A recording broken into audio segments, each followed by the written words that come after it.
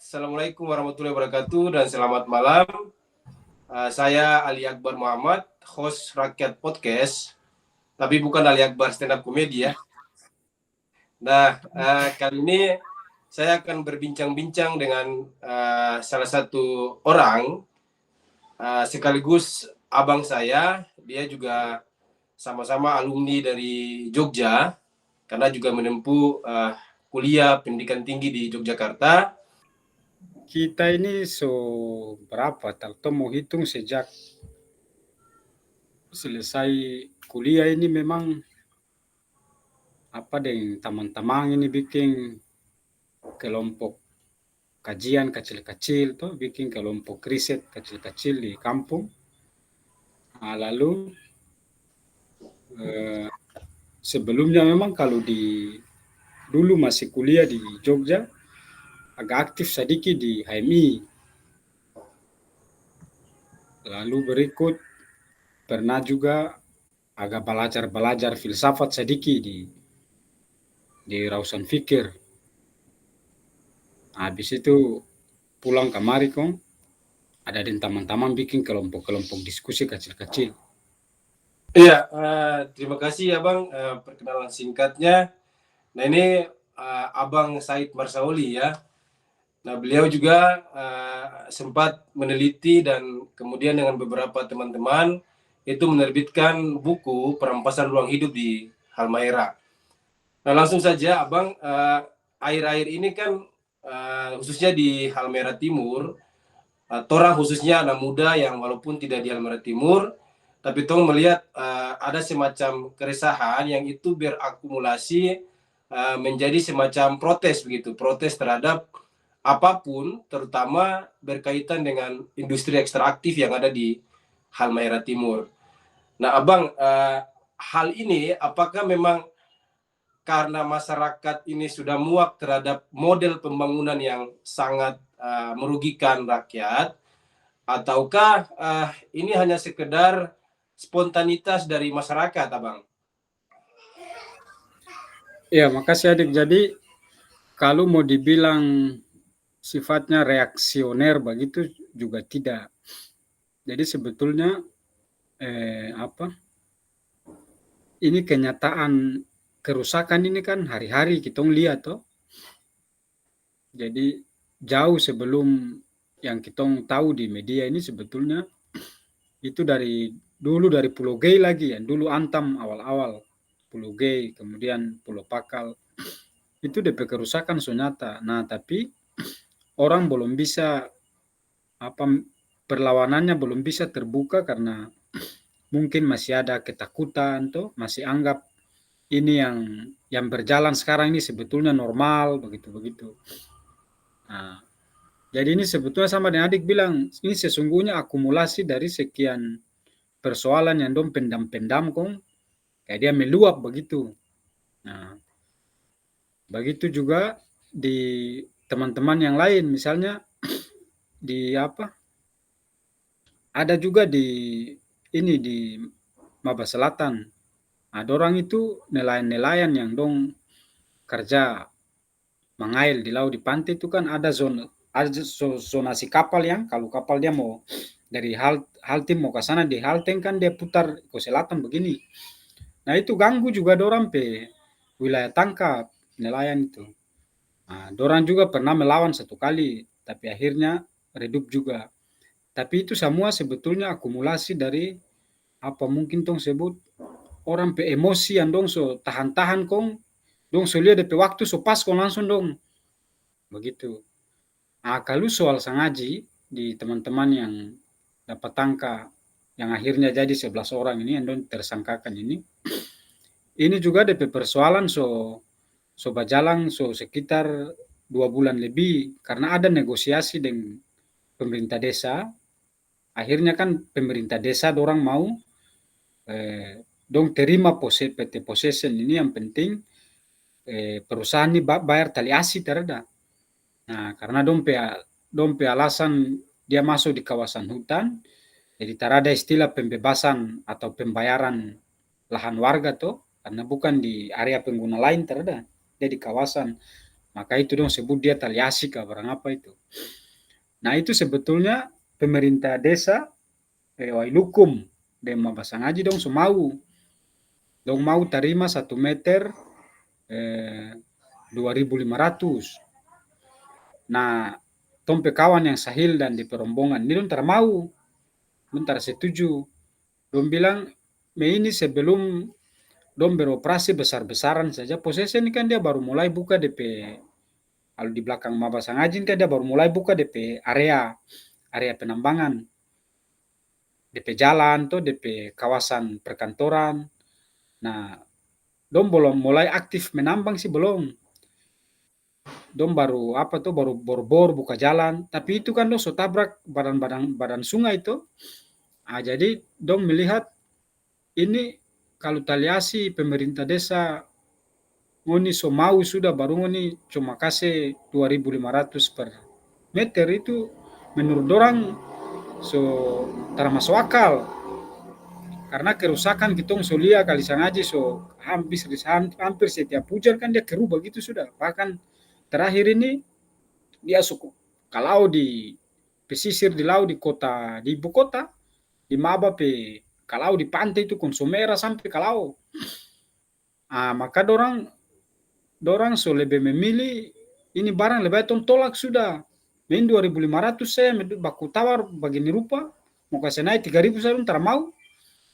Akhirnya dong ini rombongan ini dong so tara satu frame dengan pemerintah desa begitu. Maka dong masuk ke darah di hutang itu. Jadi itu memang so perlawanan. Dong so tara so lihat kerusakan lalu pemerintah desa tara paduli kerusakan itu baru dong cuma fokus di taliasi tuh. Begitu adik. Tadi yang abang jelaskan bahwa ini kan so menjadi semacam apa ya, emosi yang dipendam kemudian menjadi akumulasi perlawanan. Nah tentu tong tahu di Maluku Utara ini kan juga beberapa tahun belakangan ya, itu hampir ratusan izin apa industri ekstraktif ini masuk di Maluku Utara. Nah berkaitan dengan apakah memang politik kebijakan yang kemudian terlalu banyak memberikan keleluasaan untuk kepentingan industri ekstraktif, ataukah memang masyarakat Maluku Utara keasikan menerima hal itu terjadi dengan sendirinya, Bang? Kalau abang lihat begini, jadi pemerintah Maluku Utara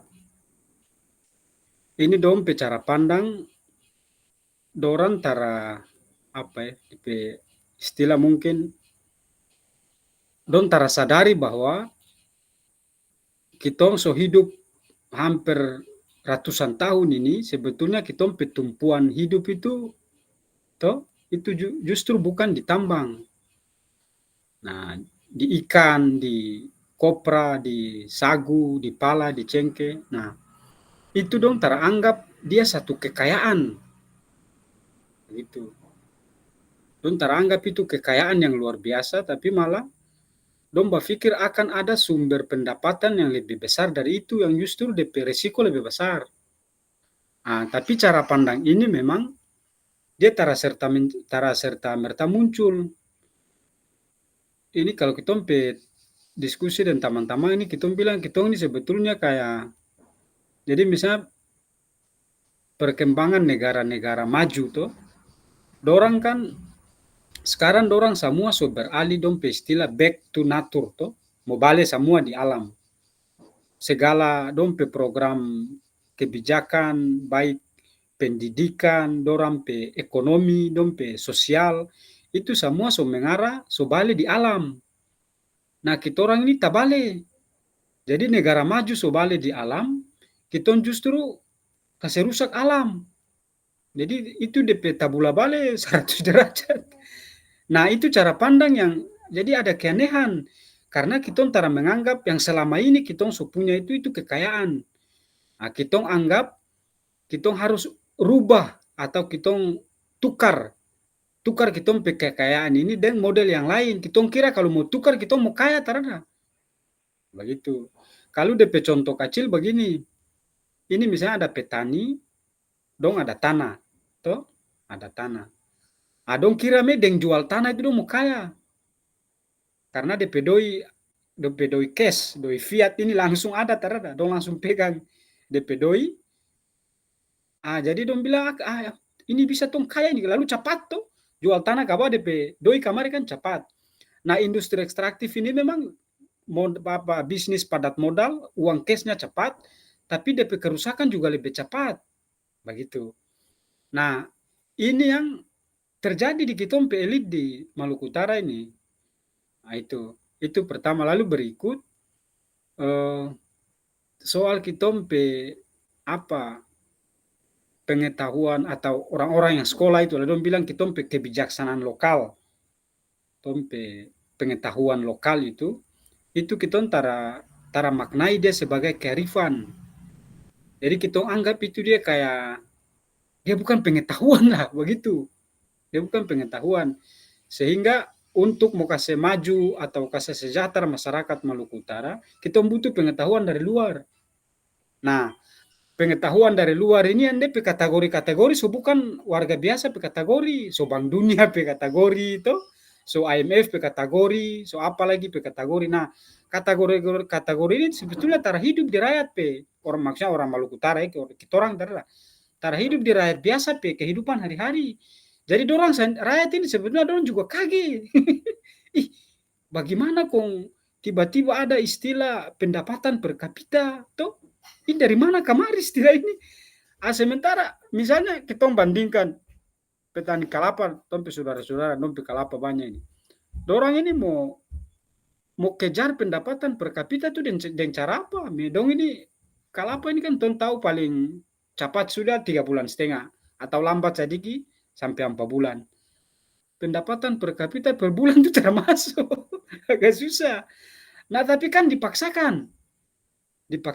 Maka tong perhatikan di sini memang mau capai pendapatan per kapita memang cepat kerja di perusahaan supaya nggak ada pendapatan per bulan begitu karena kopret tidak bisa per bulan. Jadi memang kita dipaksa, tapi rakyat ini dipaksa dengan apa cara berpikir elit yang sebetulnya bagaimana tuh sebutnya keanehan begitu. Saya juga melihat selain di Halmahera Timur terkait dengan pengerukan industri ekstraktif yang merugikan lingkungan, alam dan manusia, kearifan lokal juga tercerabut ya.